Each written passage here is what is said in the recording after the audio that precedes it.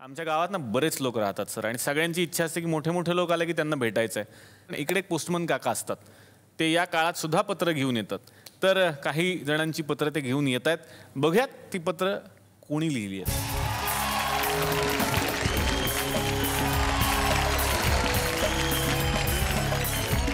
या नमस्कार. नमस्कार, नमस्कार. दिवाळीच्या शुभेच्छा तुम्हाला. नमस्कार नमस्कार. फराळ वगैरे केला का? सगळ्यांना नमस्कार. दिवाळीच्या खूप खूप शुभेच्छा तुम्हाला. वा वा. काही पत्र आली आहेत तुमच्यासाठी. मी बसू का? बस बस, तुमच्यासाठीच आहे. तसं मला इतिहासातल्या सणावळी तोंडपाठ आहेत, पण बाकी सगळं सपाट असल्यामुळे मी पोस्टमन झालो. पण आजकाल नटनट्यांना पत्र येणं फार कमी झालं आहे. ते व्हॉट्सअप आणि ट्विटर, फेसबुक यावरच सगळं चालतं सगळं. पण खूप नट असे आहेत की ज्यांना अजूनही पत्र येतात, खूप पत्र येतात. तुमच्या घरी पत्र देतो मी नेहमी. तुमच्या घरी येणं जाणं असतं माझं. तुम्ही नसता घरी तेव्हा तुमची आई भेटतात. खूप प्रेमळ आहेत हो तुमची आई. अशीच असती आई आमची तर आम्ही सुंदर झालो असतो असं म्हणावंसं वाटतं त्यावेळी.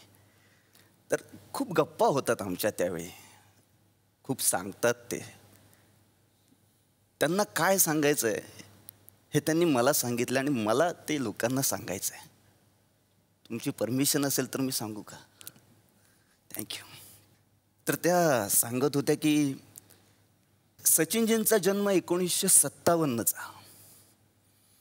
मला आठवतंय त्याच वर्षी डिम्पल कपाडिया जन्मली. म्हणजे कायम तरुण दिसणारी सगळी माणसं त्याच वर्षीची होती वाटतं. तर सचिनजी जन्मले त्यानंतर 3 वर्षांनी संयुक्त महाराष्ट्र निर्माण झाला. महाराष्ट्राला पण आता लोक कुठे नेऊन ठेवलाय महाराष्ट्र माझा असं म्हणू लागले. सचिनजी मात्र इंडस्ट्रीत स्टार आहेत. तुमच्या आई म्हणाल्या की 1962मध्ये सचिन बाल कलाकार म्हणून पहिल्या सिनेमाचं शूटिंग करत होता.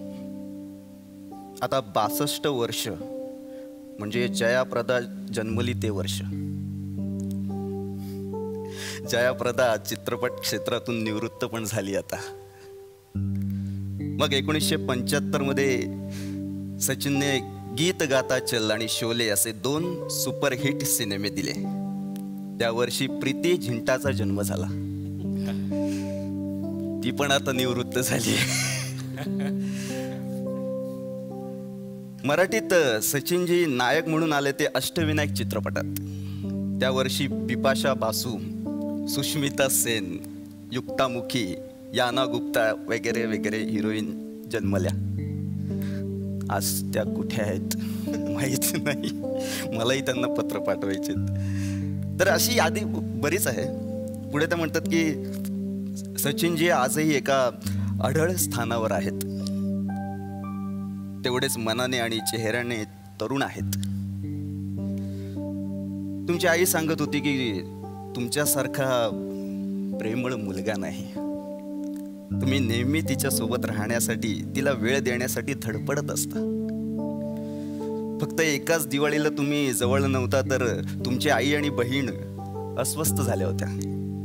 तुम्ही जवळ आहात असं वाटावं म्हणून दिवाळी साजरी न करता 2 दिवस सलग फक्त तुमचे चित्रपट बघत होते ते. तुम्ही एकदा पाण्यात उडी मारायचा प्रसंग करायला नकार दिला होता. डमी वापरा असं सांगितलं होतं. कारण आपल्याशिवाय आईला आणि बहिणीला कुणीच नाही याची काळजी होती तुम्हाला. आणि ज्या होडीत कॅमेरा होता ती होडी आणि कॅमेरा दुर्दैवानं दोन्हीही बुडाले. अशा खूप आठवणी आहेत आईंकडे. आई रात्री कितीही वाजले तरी तुमची वाट बघत असते. अमिताभ बच्चन मागे म्हणाले होते की चित्रपट सृष्टीला 100 वर्ष पूर्ण झाली, त्यातली 50 वर्ष सचिनजींच्याच करिअरची आहेत. याचा खूप अभिमान वाटतो आम्हाला. तुमच्या आईला तुमच्याशिवाय दुसरा एकच सचिन आवडतो, सचिन तेंडुलकर. तुमच्या पुस्तकाचं प्रकाशन त्याच सचिन तेंडुलकरच्या हस्ते झालं होतं. सचिनजी कट्यारमध्ये तुमच्या उर्दूच्या व्यासंगाला गाण्याच्या अंगाला आणि चतुरस्त्र अभिनेत्याला एक सुवर्ण संधी मिळाली आहे. तुम्हाला या आगळ्या वेगळ्या रूपात बघायला तुमची आई खूप उत्सुक आहे. घरी असताना तुम्ही सारखे तिच्याबद्दल, तिच्या तब्येतीबद्दल बोलत असता. आईला हे सगळं सांगायचं राहून जातं. आताही राहून राहून तिला तुम्हाला उर्दू शिकवणाऱ्या मीना कुमारीची आठवण येते. आणि आम्हाला आई आणि मुलाचं हे प्रेम बघून मुनव्वर राणांचा एक शेर आठवतो. ए अंधेरे देख तेरा मुंह काला हो गया.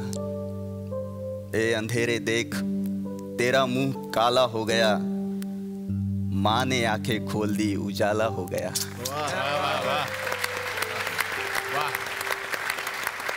सर, हे आईंच्या मनातलं त्यांनी सांगितलं. तुम्हाला काही बोलायचं आहे का आईंविषयी?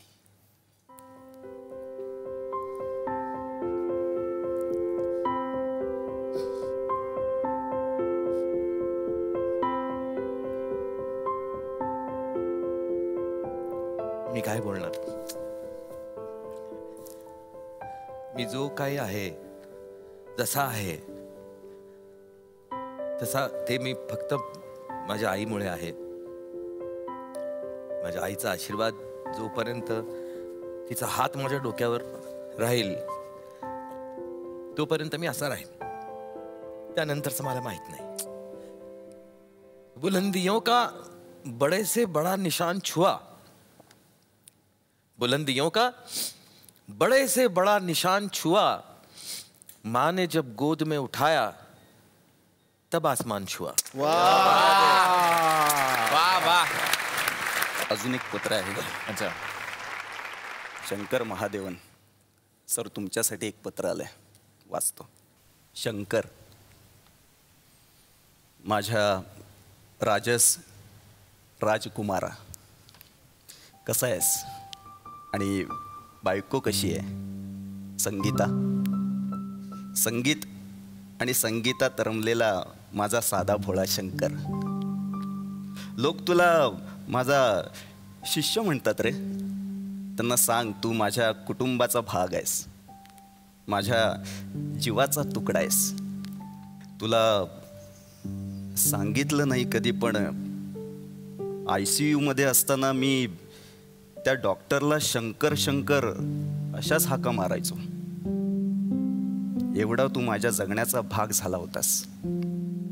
खास तुझ्यासाठी काही गाणी बनवून ठेवली होती, पण दुर्दैवाने मी हयात असेपर्यंत ते काही शक्य झालं नाही. पण तू गायलेलं बगळ्यांची फुले ऐकून अजूनही कान तृप्त होतात. माझ्या हयातीत तुझ्या गाण्याने 10 दिशा कशा भुलल्या ते पाहायला मिळालं, याचं समाधान आहे.